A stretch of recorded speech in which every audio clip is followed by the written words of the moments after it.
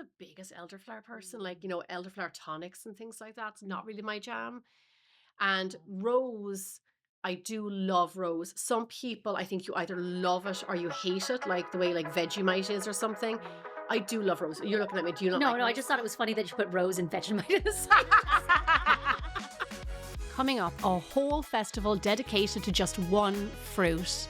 Flavor predictions for fall and the best way to enhance flavor in your baking. All that and much more on Knead To Know.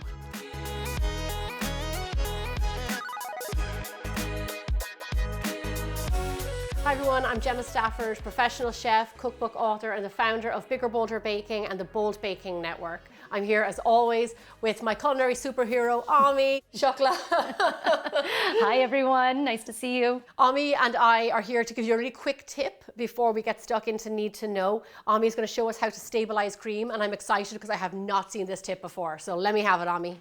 All right, so well, what we're doing here is I've made a roux with cornstarch that I've cooked together with a little splash of cream and some powdered sugar. And so you can see it's like a little bit, it's like a pudding. Yeah. I'm gonna put that into the rest of my cream here, which is about a cup of cream total. And then we're gonna whip that together. This is really great if you wanna use this to frost a cake 24 hours in advance, or top a pie, or basically anytime you want to have something that's this cream is going to hold, it's going to pipe really nicely. It's already thickening. Look at that, right away. And this is going to stay nice and thick and whipped for definitely a full day. Do you know what's great about this? It allows you to get the cream really thick without it splitting. Yeah. So the cornstarch stabilizes in a way where it's not going to split. Absolutely. That looks good. I'm dying to get stuck in there. Yeah. Look at that. Oh wow, that's amazing. Yep. Nice thick whipped cream. Wonderful. For those of you who are listening, just so you know, Knead To Know also airs on YouTube, so you can check out the video there. And we'll also give all the information about the recipe in the show notes. I think I hear Tiana coming in there right now, so do you want to go into the other room and meet her? Yeah. Hello, hello. Hello, Hi. ladies. Happy National Coffee Day to all who celebrate. Oh, I celebrate I that. celebrate every day. Every day, yes. 3 times a day. Yeah, I know. Only today? Well, I am so excited to talk hot from the oven today. I have so many fun topical things that we are going to discuss, and I'm just going to jump right into it. The first one being here, we are almost in October, and for those that don't know, California is known for the Avocado Festival, which happens to be, it's located in Carpinteria, which is about an hour and a half north of Los Angeles, super close to where I'm from in Ventura. And the whole festival is everything avocados. You can get avocado beer, you can get avocado pastries, fresh avocados. I know, everything. So then it made me really want to discuss what you two think about baking with avocados. Can I just say something? Sure. Kevin, did we go to that festival?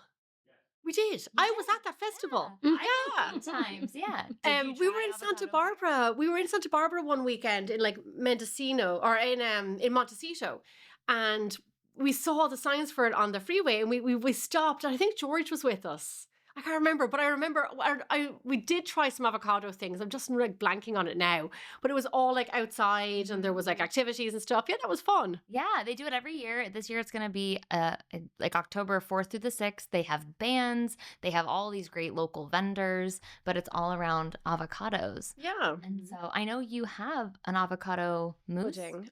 Yeah, an avocado pudding. Yeah. That was Ami's idea. It's good. It was good. It was good. So how do you feel about baking with avocados? Well, it's kind of like, it's the same feeling I have with like black beans. It's just like, why? Is it super necessary? Black beans?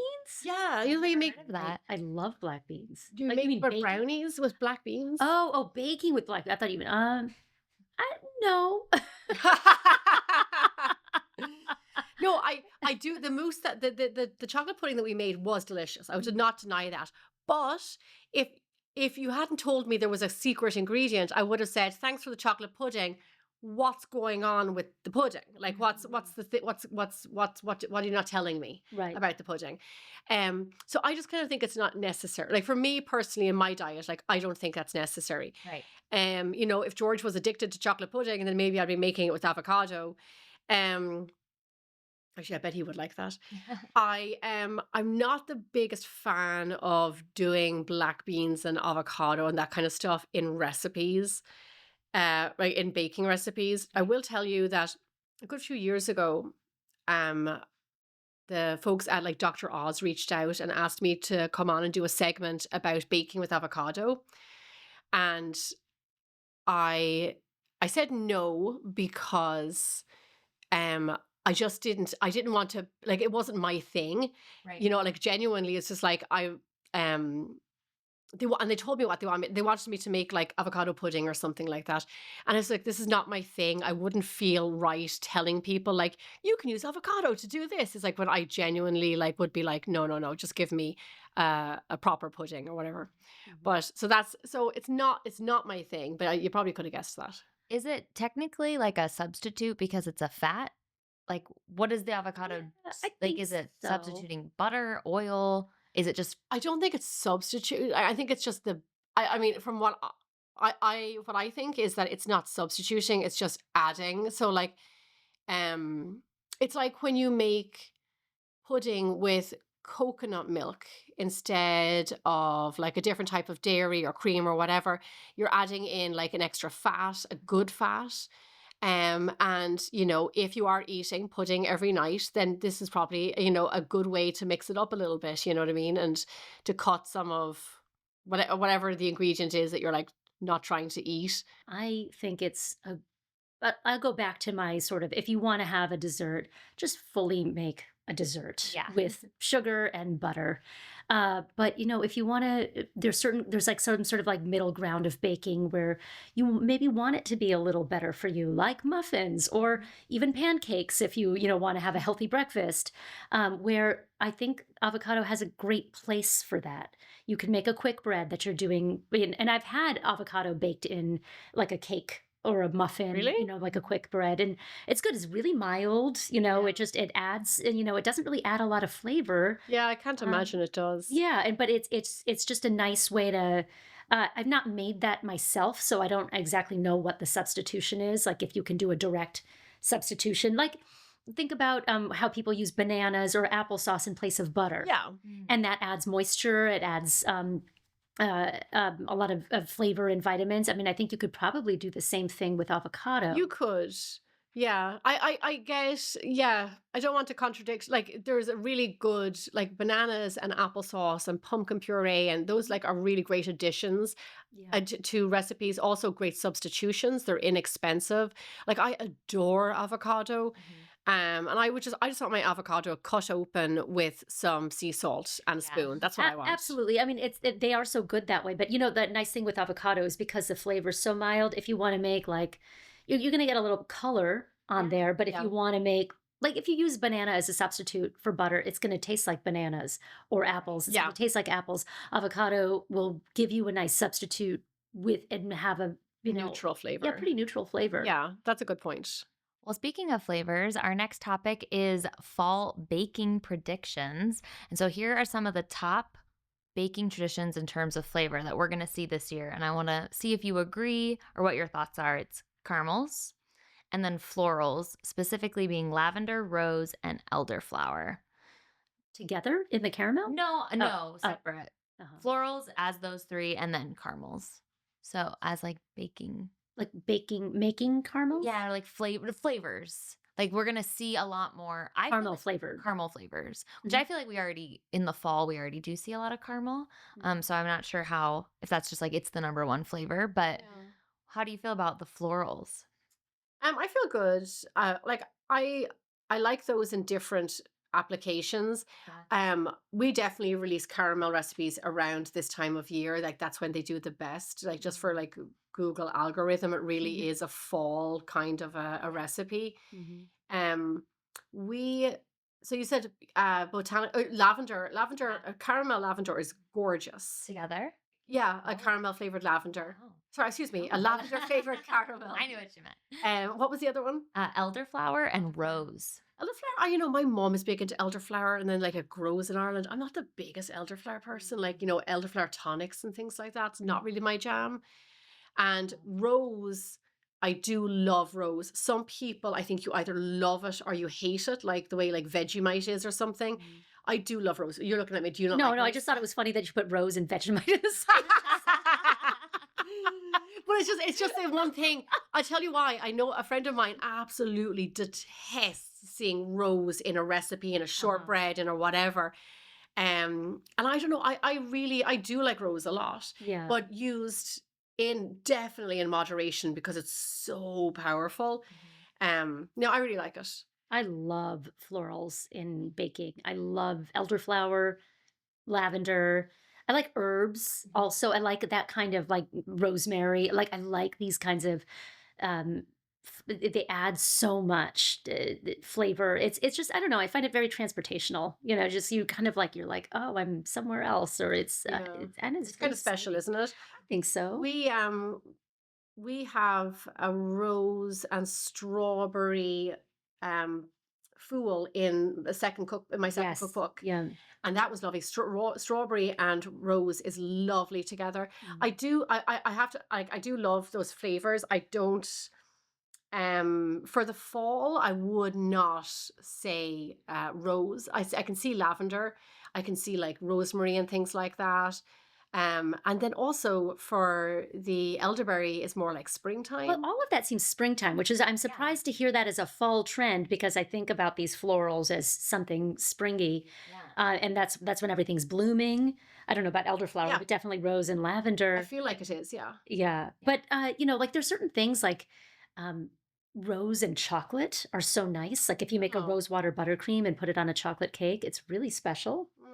Mm. Or if you put lavender in a pie crust, and there's got like, you know, like that kind of thing. Depending on whatever you're filling the pie with, it can be really nice. Or in cookies, like lavender shortbread for like a Christmas table is amazing. You know, so like there's, I mean, those I do think about that as more of they strike me as more spring and in summer, Yeah, but definitely. I would not predict that for the fall. but Makes me think of The Devil Wears Prada when Miranda Priestley says florals for spring. How original, you know? well, maybe that's why. Maybe Yeah. it's because it's something different and unexpected, which is always really kind of fun. Yeah. You wouldn't think of something like that. Yeah, just watch now, like come October, and everything is going to be like elderflower. Yeah. And we're going to be eating we're going to have to edit out this podcast. Now, another trend in fall predictions, which it's not new because it's kind of been on the rise for the last several years, and that's really this idea of artisan baking and cottage baking. So I wanted to get both of your perspectives on cottage baking. If you could tell the audience just a little bit about what it is and how it has impacted the community. Now, Gemma, you know this is not cottage cheese baking. Yeah, cottage baking. Cottage baking. Thanks, Ami. I was about to shut this conversation right down. We already talked about that. I'm done with it. So cottage bakeries are a new thing to me. I think, like, I know if I had been 20 years of age, because I did try to do this in Ireland, which was bake from my own kitchen, like I would have been all over this. Like I would have thought this was the best thing ever, because to be able to like get a license and whatever, and just be able to cook and sell from your own home, I think is just like genius. And it's what so many, and when I was in my 20s, I wanted to have a bakery, like not now in my 40s, but like I did in my 20s. But anyway, long story short, you can speak to it if you know more than I do, Ami. But people are doing these pop-up bakeries in their own homes, out of their own domestic kitchens, and setting up shop and promoting it on social media. And doing early morning baking of like sourdough, and it's not just, it's like really specialized stuff, like lovely breads and croissants and Danish, and putting it all out and taking orders on social media, I think, and then putting it out at like by early morning, and then I think by like in the afternoon everything is like, from the people I follow on Instagram, like they take everything in and they start all over again the next like early morning. It's fascinating. It's such a great idea. It's so great. The ability to be able, like now, to be able to do that from your own home, Yeah, without all the overhead. Right, absolutely. It's great for you, but I think it's really special for the people who were buying this stuff because it's this homemade treat that you didn't have to go and make yourself. Yeah. But you have that same, you haven't bought it at even a bakery. You haven't bought it in a store. It couldn't be fresher. And there's something, if you find a baker that you like that is doing this, and you can just go to their home and get something really wonderful that's been made that day, that morning. It seems great, and how empowering to to be able to share some things that are coming out of your own kitchen with people. Yeah, like empowering is a good word. Like over the years, since we started Bigger Bolder Baking, we've been flooded like all the time since we started from especially women in different countries saying that they're starting to cook and bake from their own kitchen and sell to friends and families and neighbors and all this sort of stuff, and providing themselves with their own income to be able to support the family or add to the to the family. And I just like the one thing that always has been the issue is the regulations around it. So like it's just really amazing that like now these people are it's easier to do it, and without having to have the overhead of doing it in a bakery, which the chances, because like the chances when starting a food business of like 90% in the first year have to close. Absolutely. When I drive through the streets of LA and I see all these small businesses, and I think like, how much did it take for them to start all this up? Yeah. And how much money did they have to put into this business to get it set up and ready? And how many of these places survive? I mean, that fact that you could, as you mentioned, eliminate the overhead Yeah. and just start. And I do think a lot of creative impulses get squashed just by logistics. Yeah. And the fact that you could just start. You have an idea, you do it, you put it up, and social media is wonderful for that. I think it's hard for a lot of things, but it's also wonderful, and like people have this like voice that they can put out there for free. Yeah. It's wonderful. I think one of the women that I see that comes up on my Instagram now, I can't think of her name, but she has a young child. So she is up very early in the morning baking, and then the child wakes up, and then she does like playtime, and she gets back to baking, and then there's, she puts the child down for a nap, and she still runs the household and takes care of her child during all this, during her work day, Right. which I'm sure could not have been done if she had to be out of the house Right. with a year-old child or whatever. So like it's fantastic. I absolutely would have been all over this in my early 20s. I would have loved nothing more than to do that. I mean, the hardest thing I think about is space. Like if you're baking things like loaves of bread, Yeah. where do you put that? I live in a very small house. Like it's Well- just like every space is accounted for. I don't know where I would put that. It's the funny that like I don't know where they put it either, but I will tell you something that I saw on this account is that she had tons of bread, like 40 loaves of bread or something that she was selling that day. But don't ask me, but she had 2 Dutch ovens in her. We were talking about like these basic ovens, like this gas from the bottom, regular oven, 2 Dutch ovens, and she was baking the loaves, 2 loaves at a time in her domestic oven. Wow. You know what I mean? So like it's incredible. But like Yeah. you should have seen that you should have seen the bread that she was turning out. It was amazing. Yeah. Oh, that's so cool. Well, I love hearing all this expert opinions and advice on what this means for growing businesses. But now this is a great opportunity. I'd love to throw it to one of our correspondents here at the Bold Baking Network. We have a whole arsenal of professional chefs and bakers. So we're going to connect with them now to see what they think about cottage baking. Hey Gemma and Need to Know, let's talk about cottage bakeries because I think they're a great way to get started selling your baked goods to other people. And that is because they don't require you to make a huge investment up front. You can just start in your own kitchen. Now, the thing about cottage laws is that they vary from state to state, so make sure you check your local laws to see what's allowed and what's not.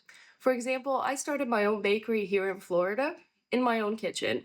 And I was allowed to sell directly to consumers, but not to wholesale to bakeries, cafes, or restaurants. In order to do that, I needed a food permit and a professional setup.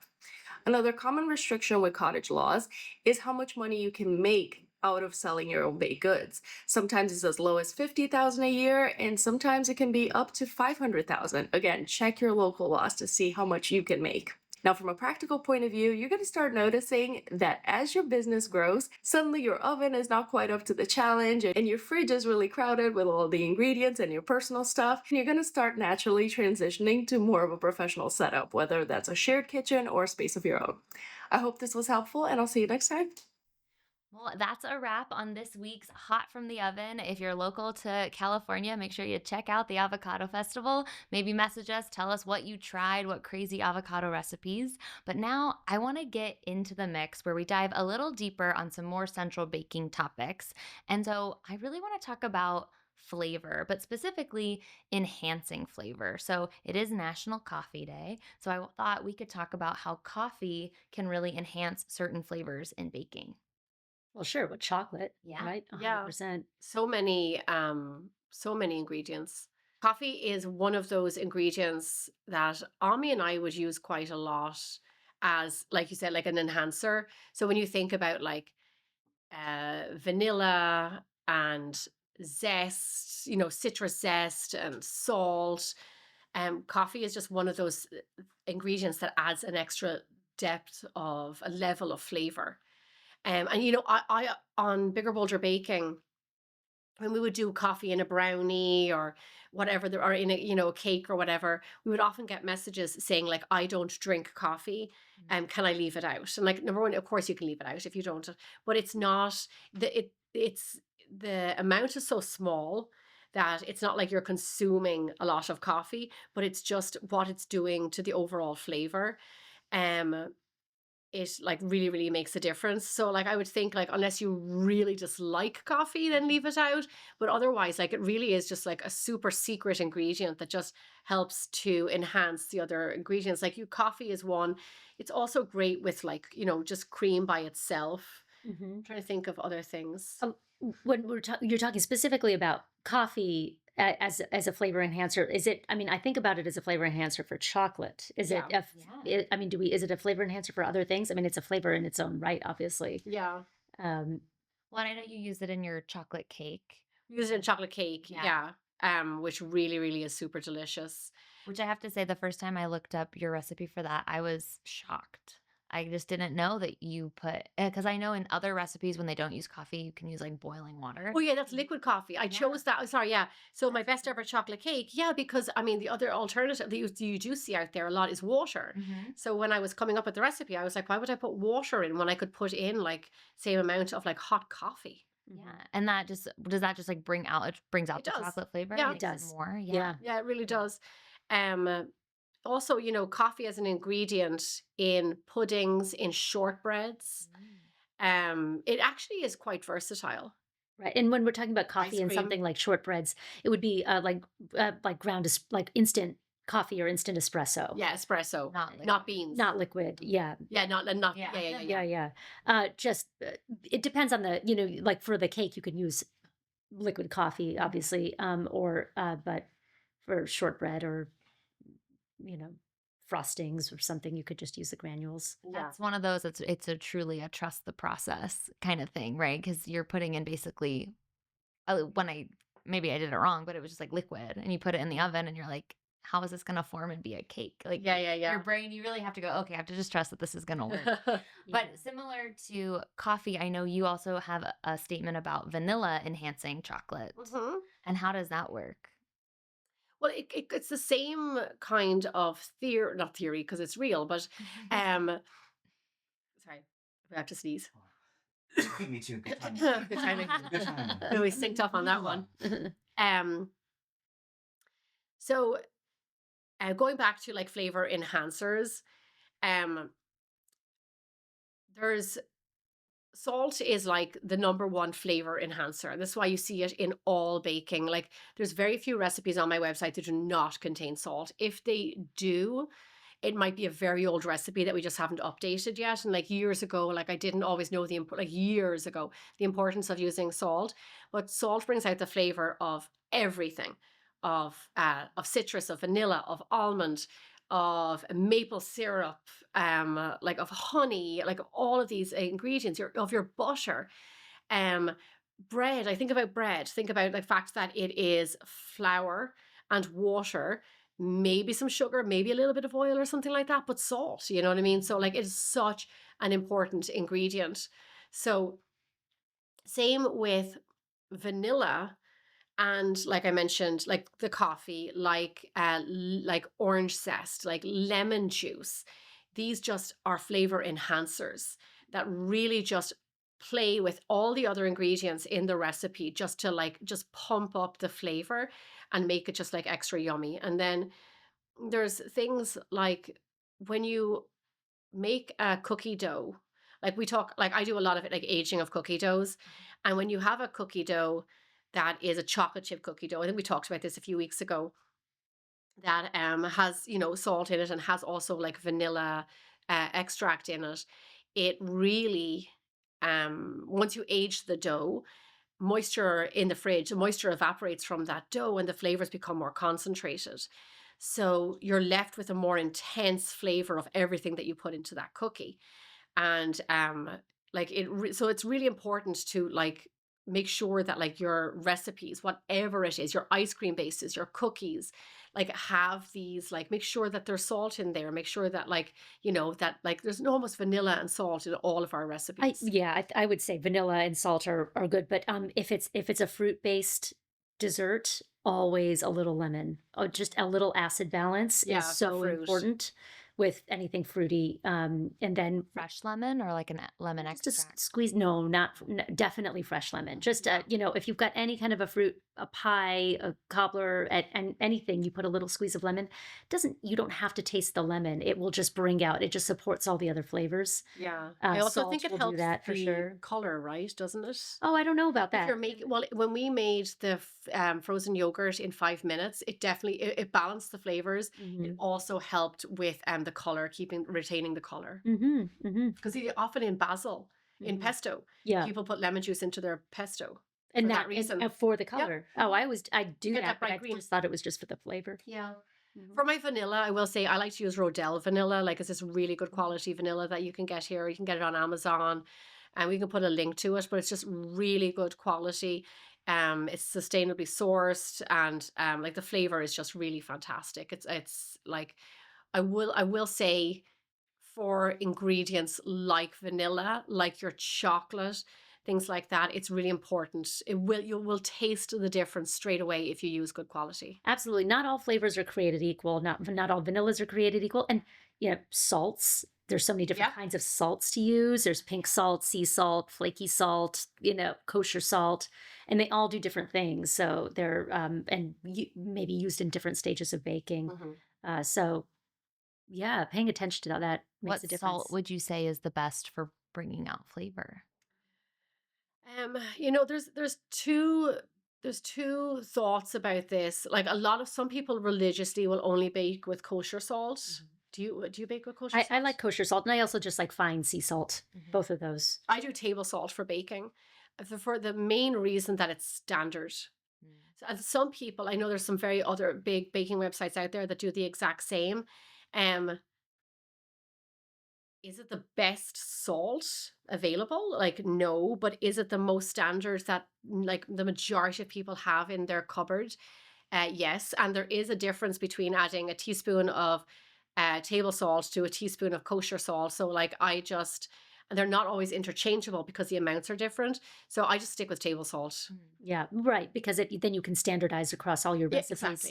exactly. Some salts are just saltier. Yeah, they are. And like I'll go back to like one of the reasons I also do it is because like I just think about like, and I said this I think last week about making everything accessible in Ireland. Well, at least actually, I don't know now today, but in Ireland when I was younger baking, when I lived there, I don't think you could get kosher salt.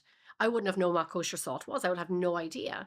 So so so today you might be able to, but I just think about everyone else around the world. Like, what do they have access to?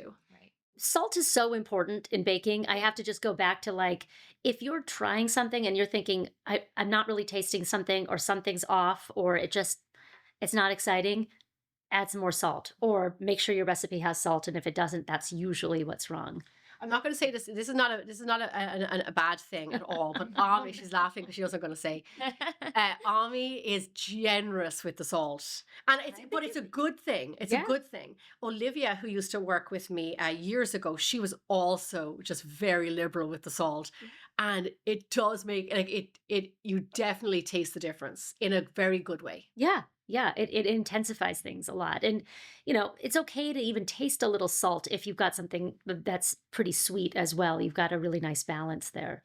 I feel like that's a common, like, in a relationship, you have someone who loves olives and somebody who doesn't love olives. You have somebody who oversalts and then someone who, my brother-in-law, notoriously, he's an over, like, we always know when he made something because Very it's very salty. And that's like the running joke in our family. So you're a perfect match of a relationship. It's a good balance. Well, thank you both so much. Now, we have some questions from the audience. If you're ready, it's time to move on to our bold baking hotline. And so we're still on the theme of flavor. So the first question is, which maybe we've answered, maybe not, is can you ever use too much vanilla? Yeah. Yeah. I don't know that I've ever had something and thought, wow, that's too much vanilla. I mean, you can use enough vanilla that the liquid throws off the recipe. That would be a lot of vanilla. Right, exactly. I don't want to try that recipe. But I feel like I'm always, I like vanilla a lot.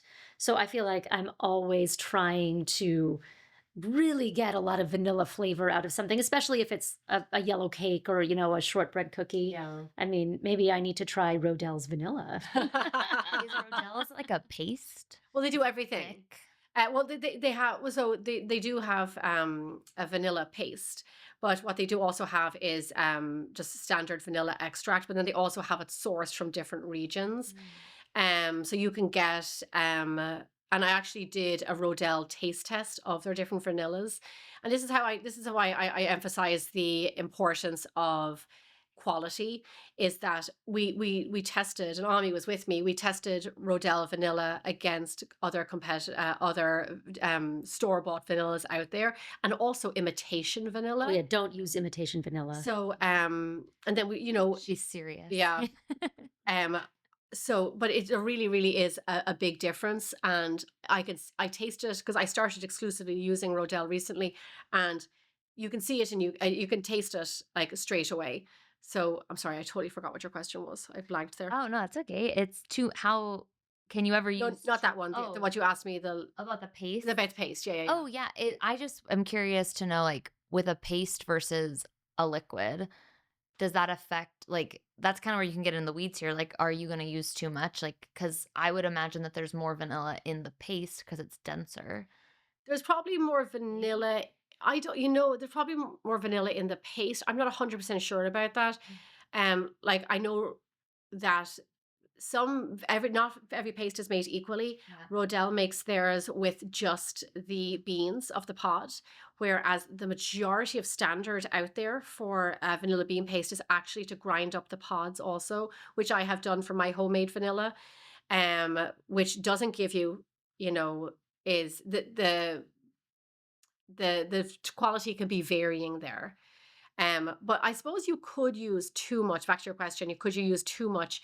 Yes, because like in each teaspoon there are probably a million seeds. Yeah. And it's expensive. So I would say like use paste with caution because a little bit goes a very long way. And you generally would use it. Actually, do you know what's really lovely is you'd use it generally in creme brulees and ice cream bases and things like that. But I used to work in this Michelin star restaurant in San Francisco, and we used to make this. It was an oatmeal raisin cookie, but it was not just raisin. It was, you'll love this. It was apricots. It always comes back to raisin. Yeah.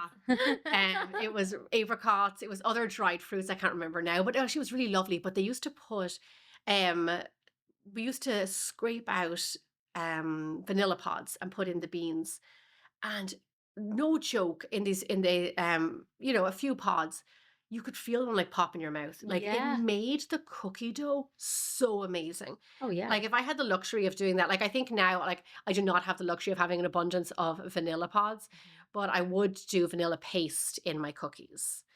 And that's just like a nice little bonus. I have put vanilla paste, I might get off track here, but I have put vanilla paste in my granola.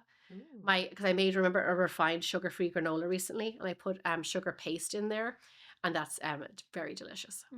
I feel like I've never had anything with too much vanilla in it. Yeah. I think No. it's so good, but maybe there is a limit. But the one thing I might say is like an extract with the alcohol base might add a bitterness if you end up adding too much, possibly. I just recently learned about vanilla paste. Mhm. I knew not to use like imitation, like fake. Well, because it's like, like a petroleum-based product or Yeah. something. It's like made out of, it's a chemical. Like, I don't, it's economical, Yeah. so I guess that would be the reason why one would want to use it. Yeah. It makes me think of when Gemma and I first met, we were talking about, trends on social media, how bakers reach out to people. And I was telling her how there's some bakers who measure with their heart. Oh, yeah. And this is one of those things where there's some people out there that just pour in their vanilla. You heard this, Amy? They're like they're making frosting or they're making their cookies. They're like, for vanilla, just measure with your heart. Just do whatever you want. Isn't that weird? Have you ever heard that before? No, and I would never do such a thing. Though, I mean, weird is sometimes that? I definitely I don't mind doubling the vanilla in a cookie Yeah. recipe or something. I mean, it's a teaspoon or 2 teaspoons. It's not that much more, but Not with your I heart. just the only thing in baking I go all in is like with the chocolate chunks. Like, like some recipes are like, and you shouldn't overload it. But if there's like a little more chocolate, I think you could definitely have too much chocolate in a chocolate chip cookie. See, now, Oh. Yeah, you can overload. Like there you just poked the bear. Oh, Yeah. see, I just wanted to basically be melted chocolate together. No, with See, I don't like that either. Like you have to have the caramely cookie with That's with true. all of that stuff, and then like a little hint of chocolate. Like these like artisanal chocolate chip cookies that are like underbaked and overloaded with chocolate. Like no, I can't stand that. Like I will made her take mad. a stand. She did take a stand. I remember your Instagram last summer. I felt I was I felt angry about the attacked. chocolate chip. You felt it? Oh, I didn't. But that's my cookie. No, but that's my type of cookie. Yeah. But not tons of chocolate. No. They're not But tons of chocolate. but doughy, but not raw. Not Yeah. Yeah. not But I don't raw. know what the difference is. I mean, I just find them like greasy when they're not fully cooked. But Oh. you've got to have the right recipe where you can bake it and it can be still like gooey I think that like my internet's best ever. We're gotten off track here, but I think my internet's best ever chocolate chip cookie is that guy. Also, I made one recently That off is a the good New York cookie. Times. Mm-hmm. Their chocolate chip cookie, and Yeah. it is bomb. It's a really good cookie. So good. Yeah. Well, I think Yeah. we need to have another cookie tasting experiment. We'll try all the vanillas, all the chocolates, bake them Sounds all. fun. Can I taste 'em come? all. Yeah, let's do it right now. Thank you so much, Gemma and Ami, and for everyone for tuning in. Make sure to subscribe anywhere you listen to podcasts. Give us a rating, and of course, you can always watch the episode on YouTube at Need to Know, and pretty soon, the Bold Baking Network. From HRN and the Bold Baking Network, you are listening to Need to Know.